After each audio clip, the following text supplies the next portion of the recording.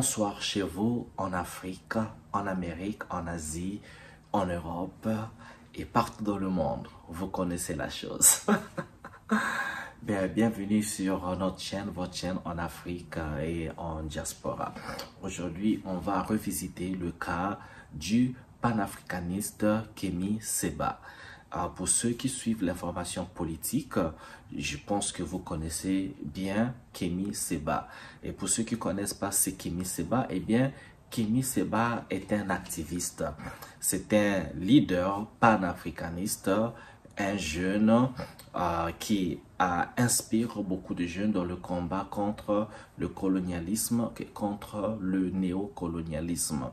Kémy Séba s'est donc mis au devant de la scène comme champion des défenseurs des droits de l'Afrique, de la souveraineté africaine, des libertés africaines. Et donc, il a depuis plusieurs années maintenant brillé par son parler très franc où il dit ce qu'il pense, il dit très haut ce que beaucoup de gens pensent tout bas.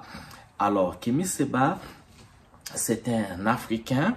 Bien, il est né en France. Kémy Séba, il est né à Strasbourg, en France. Il est des parents à descendance africaine. Ses parents viennent, je pense bien, sans me tromper, du Bénin. Vous savez, comme beaucoup de jeunes, comme beaucoup d'Africains qui sont nés en France, quand vous êtes né en Occident, eh bien, vous êtes d'abord occidental, vous êtes français. Il est né en France, ok? Il a grandi dans la culture française comme toute personne née en France, grandit en France, quelle qu'en soit la couleur de la peau de cette personne. Quand vous êtes né en France, vous êtes français, grandi en France, vous êtes français. Donc, il connaît bien la culture française parce que il est né dans cette culture, même si intrinsèquement dans son sang, dans son lignage, on va tracer sa lignée en Afrique parce que ses parents viennent d'Afrique, donc il a le sang africain. Il se réclame être africain. D'ailleurs, aujourd'hui, il est officiellement béninois. Il a la nationalité béninoise. Il a réclamé donc la nationalité et je pense qu'il a même été déchu à sa nationalité française. Mais cette vidéo porte un peu plus sur son arrestation. Kémy Séba avait été arrêté, je pense il y a une semaine de cela déjà, un peu plus d'une semaine. Il a été arrêté à Paris. Avant qu'il ne soit en France, à Paris, il avait fait une tournée au Moyen-Orient, une tournée en Afrique également, où bien sûr, il rencontrait des partenaires, il parlait de son combat et surtout se prononçait beaucoup sur sa vision pour l'Afrique et surtout son combat contre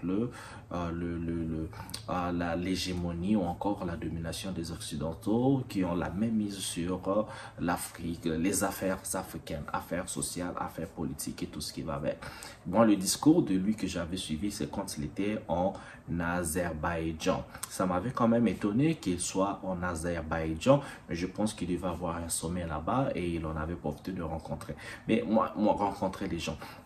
Mais moi, ça m'étonnait parce que je ne savais pas que nous avions quelques relations comme ça avec Azerbaïdjan parce que c'est un pays dont on parle presque pas. Et donc, pour faire bref, sans aller dans les détails du sommet ou de la participation, mais son discours, comme tous les discours qu'il fait, sont très clairs et très poignants sur ses vues, sur ce combat qu'il mène avec beaucoup d'autres panafricanistes. Donc, il a été arrêté à Paris. Ça a été le choc dans le monde des panafricains. C'était le choc dans le monde africain. C'était le choc pas seulement pour les panafricanistes, mais aussi pour ses détracteurs qui devaient certainement jubiler. Et nous, panafricanistes, nous qui sommes amoureux de l'Afrique, nous qui voulons voir cette Afrique émerger, ça nous a beaucoup surpris. D'abord, moi, je me suis dit, mais tiens, pourquoi il est reparti en France? Pourquoi il est allé visiter Paris? Parce que il a tous les droits, bien sûr, même n'étant plus parisien, n'étant plus français. Et je pense bien. Je vais faire un petit recul.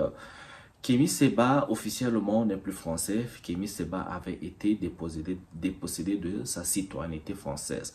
Donc, il a été, par les autorités françaises, déclaré qu'il ne pouvait plus être français.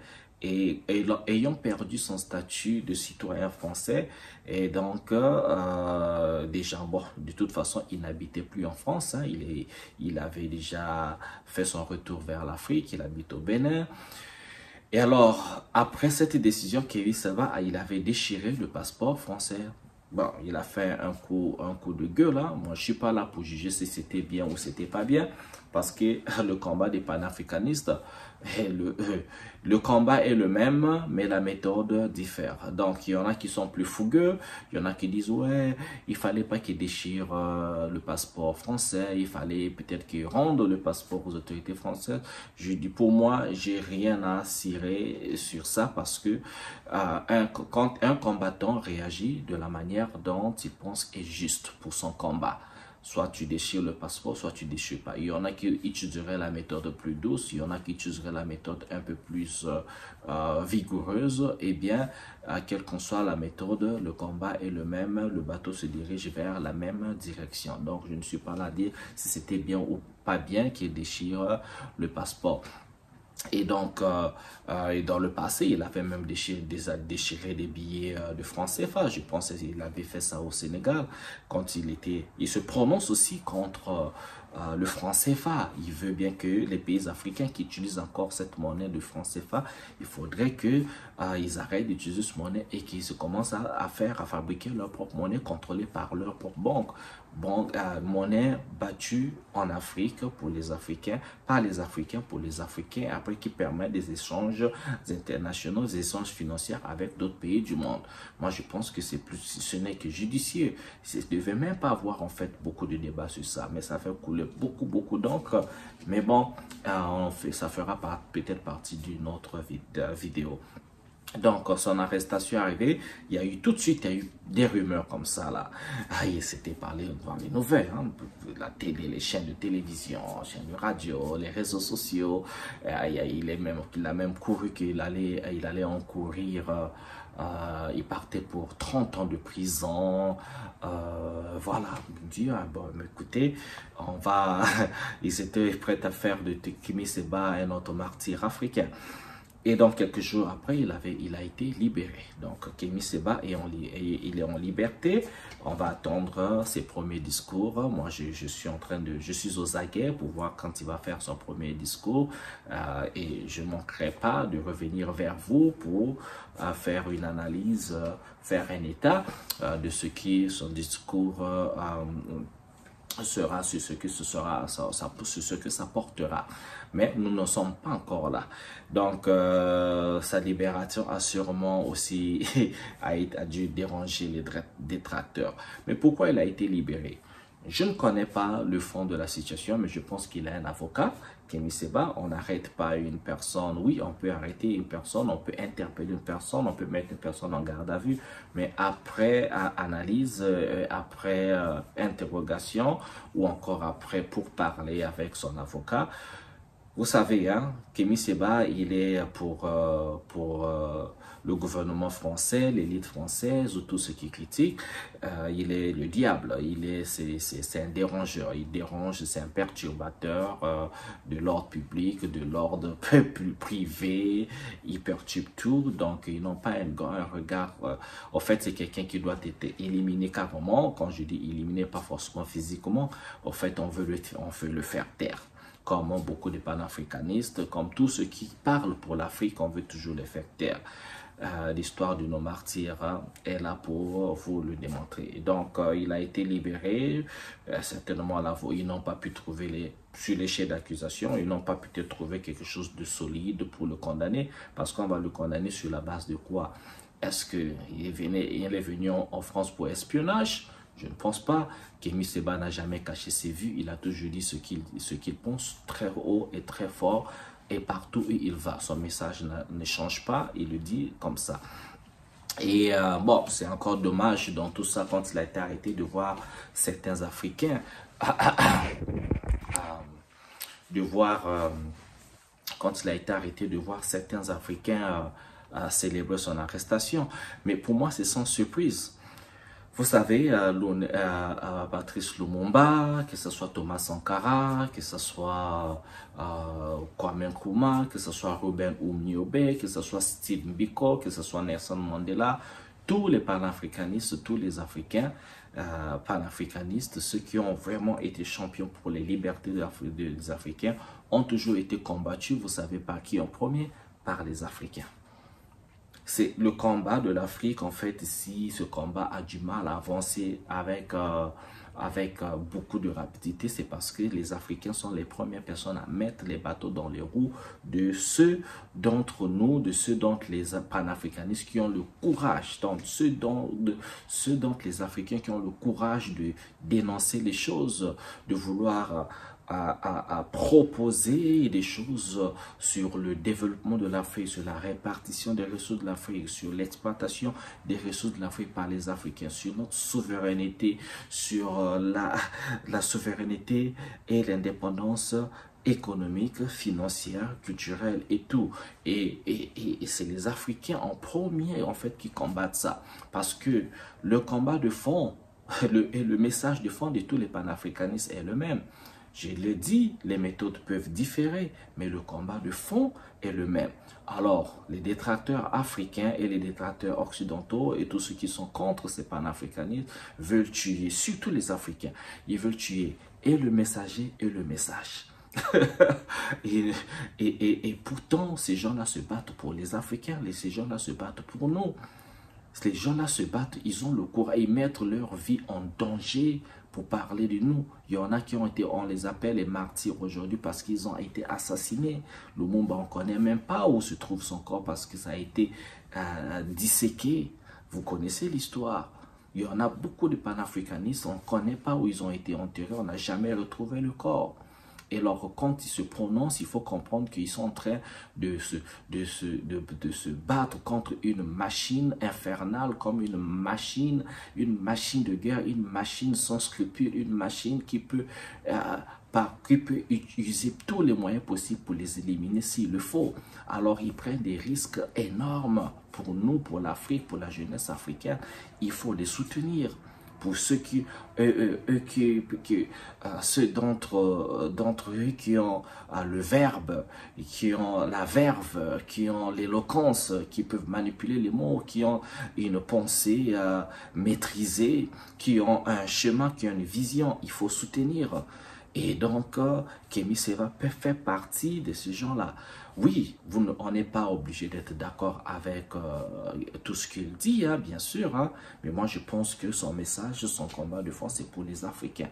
Qu'est-ce qu'il dit d'ailleurs que les autres n'ont pas dit? C'est la même chose. Il est contre le néocolonialisme, il est contre le colonialisme. Il n'est pas anti-français. Il est anti-l'élite française. Les politiciens français, la politique française en Afrique. Ça, je ne sais pas pourquoi ça n'a jamais été clair pour les gens. Les gens cherchent toujours à distordre sa pensée, ce qu'il dit. Kémy Séba, il ne faut pas qu'on réagisse épidermiquement. Il faut qu'on laisse d'abord l'émotion.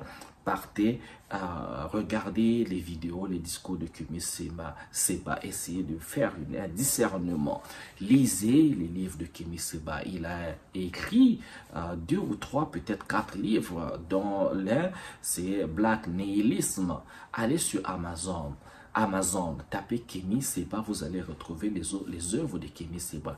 Lisez ses pensées, lisez ce qu'il a dit, soutenons notre frère, même si on n'est pas d'accord avec lui à 100%, même si on n'est pas d'accord pour lui du tout, mais lisez, essayez de comprendre, en fait, le gars, il dit quoi, sa pensée, c'est quoi, où est-ce qu'il veut mener son combat, où est-ce qu'il veut mener la jeunesse africaine, et par ricochet, cette Afrique. Il faut connaître ça, il ne faut pas qu'on réagisse parce qu'il aurait dit une chose qui ne vous a pas plu par rapport à votre façon de voir les choses ou votre façon de concevoir la relation entre l'Afrique et l'Occident. Il n'a jamais dit qu'il était contre le peuple français parce que le peuple français, vous savez quoi?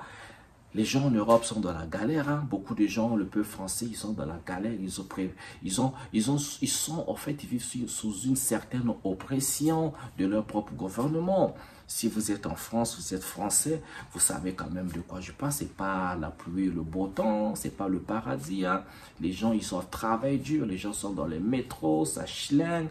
Les gens sont stressés. Les gens vivent dans des banlieues où ça pue le pipi. Les conditions ne sont pas là. Il y a des écoles qui n'ont pas d'équipement en France. Vous avez aujourd'hui, vous avez déjà oublié les gilets jaunes, tout le combat des gilets jaunes, les retraites qui ne sont pas assurées. Beaucoup de Français aujourd'hui ne savent pas s'ils iront en retraite et iront en retraite avec combien dans le compte bancaire. Est-ce qu'ils pourront? Non. Donc, c'est pas contre les Français de tous les jours, nos amis, il est contre, mais c'est contre la politique française en Afrique parce que c'est une politique hégémonique, c'est une politique de domination, c'est une politique d'arrogance, de trop d'arrogance, mais de condescendance incroyable. C'est de ça que nous sommes contre.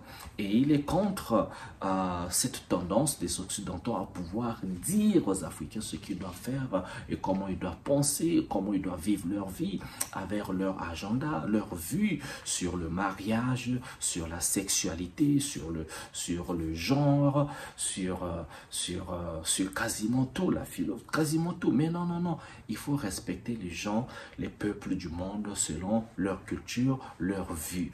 Vivez chez vous comme vous vivez, comme bon vous semble, mais laissez les peuples évoluer comme ils leur pensent. Laissez les peuples du monde faire le schéma de leur futur. Laissez, parce que vous avez eu le temps de vous développer. L'Occident a eu le temps de se développer depuis la révolution industrielle jusqu'à aujourd'hui.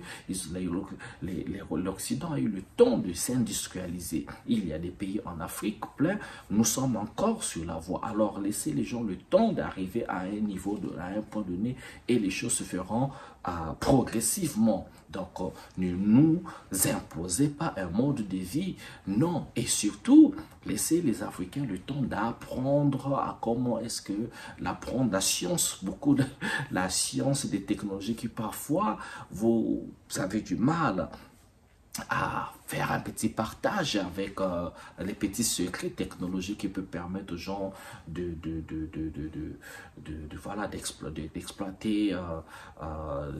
d'exploiter, transformer leur matière première sans pourtant que vous vous influencez avec vos corporations. Voilà, c'est un peu ça. Et qui ne le dit pas, tout panafricaniste le dit. C'est comme ça. En fait, on n'a même pas besoin d'être un panafricaniste. On a juste besoin d'avoir un peu d'amour, un peu de cœur pour le continent africain, pour les pays africains, pour comprendre que voilà, tout ce que nous voulons, c'est le bien-être. C'est ça, le combat de Kémy Séba. Et l'autre combat de Kémy Séba, c'est contre l'oligarchie africaine. Parce que ce qui ne va pas en Afrique, on ne va pas jeter l'anathème que sur la France, les pays occidentaux. Mais non, les Africains, nous avons aussi notre part de responsabilité. Nos dirigeants, une grosse part de responsabilité. La fuite des capitaux, la fuite des cerveaux qui regardent comme ça, les détournements des deniers publics, les investissements, au lieu d'investir en Afrique, ils préfèrent investir ailleurs, ils mettent de l'argent, ils cachent de l'argent dans deux endroits, soit c'est dans des banques ou dans des pays occidentaux qui finissent par récupérer ou voler leur argent en cas de couac dans leur nation, pas via la méthode des biens mal acquis que vous connaissez. Si ce n'est pas ça, c'est de l'argent qui est caché dans des malles, dans des sacs, dans des valises, sous le lit, au fond de la terre. Et après, c'est de la monnaie morte qui perd la valeur parce qu'on est très égoïste, parce que si vous êtes africain, vous savez de quoi je parle. Donc, la responsabilité est partagée. Mais nous ne sommes pas ici aujourd'hui pour parler de ce que nos dirigeants mal intentionnés, qui ont la mauvaise foi et qui vraiment utilisent les ressources de la nation avec beaucoup de gaspillage. On reviendra dessus sur notre vidéo, mais on revient sur Kémy Séba. Moi, j'ai toujours soutenu le combat de Kémy Séba, le combat de tout panafricaniste, le combat de toute personne qui a l'amour pour l'Afrique, qui veut voir l'Afrique qui veut voir les populations africaines vivre dans un bien-être comme tout le monde, vivre dans un standard de vie qui sont complexes. Voilà quoi, des autres qu'on ait des structures, quoi, des hôpitaux, la santé, faire de la recherche, utiliser, avoir la possibilité d'utiliser l'intelligence africaine, donner le temps de faire les gens, le temps de faire de la recherche, améliorer les écoles, l'éducation, pas seulement selon le modèle occidental, mais vraiment penser par nous, pour nous et développer les choses selon nous, construire la architecture selon nos symboles, selon notre symbolisme, selon nos philosophies, selon plein de choses. Quand même qu'on ait une identité, les identités africaines, quoi, il faudrait qu'on les connaisse. Les identités Bantou, Mandingue, Ashanti, il faudrait qu'on les connaisse, on doit les enseigner, qu'on donne le temps aux Africains d'apprendre l'histoire de l'Afrique, parce que je vous assure, il y a tellement de choses à apprendre, tellement de choses à déconstruire, parce qu'on nous a tellement égaré avec les histoires de religion, de christianisme, de l'islam,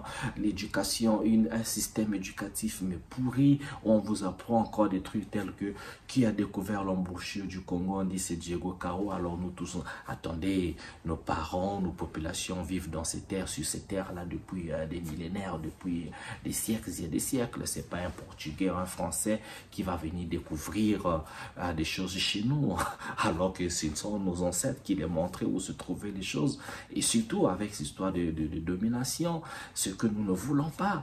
Ils viennent chez nous, ils commencent à nous donner des noms aux fleuves, aux rivières, aux lacs, comme lac Victoria. Mais non, il faut que ça arrête. Il faut que ça s'arrête. Il faudrait que nous réclamions, il faudrait que nous réclamions tout. Il faudrait que nous honorions nos martyrs, que nous honorions nos figures historiques. Gimpa Vita, Mamanzinga, les figures, elles sont nombreuses. Il faut qu'on enseigne à nos enfants l'histoire de l'Afrique, l'histoire de la colonisation, l'histoire de l'esclavage, l'histoire de la globalisation, de la dislocation, l'histoire de tous les mouvements qui se sont tenus en Afrique ou dans la diaspora africaine. C'est très important. L'histoire des marrons, l'histoire des résistants des esclaves ou africains, et l'histoire des Africains qui n'étaient jamais devenus esclaves, avec l'exemple des nègres marrons et leur contribution partout ils ont été, dans les Caraïbes, dans les Amériques. Il faut enseigner ça. C'est tout le combat, c'est ça. Il faut une certaine identité, une certaine fierté.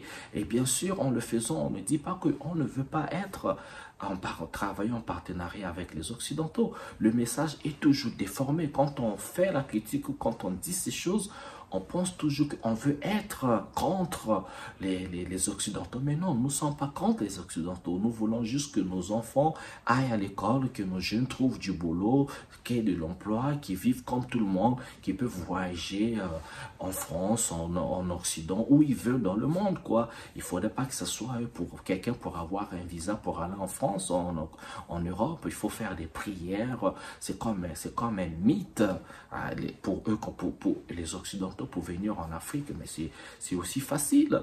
Un Américain pour venir au Congo, il n'a même pas besoin de se présenter à l'ambassade du Congo. Il met son passeport, les frais, tout ce qu'il faut dans une enveloppe, on voit à Washington, et quelques jours après, on lui renvoie son passeport avec le visa.